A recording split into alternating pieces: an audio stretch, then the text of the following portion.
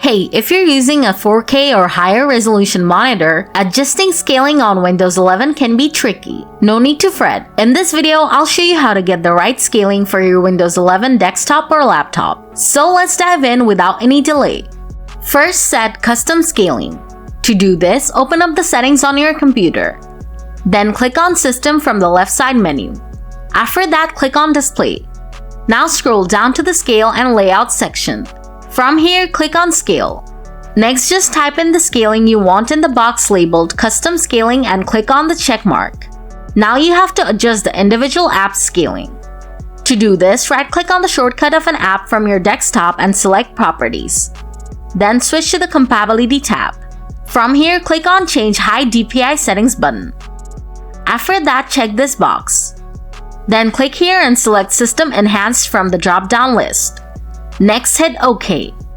Lastly, click on Apply and then on OK to save these settings. And your job is done. Now your apps and everything else should look just right with the proper scaling. So that's about it, folks. If the video helped you out, please hit the like button. And if you have any questions, feel free to leave them in the comments and I'll get back to you real soon. Thanks a million for watching.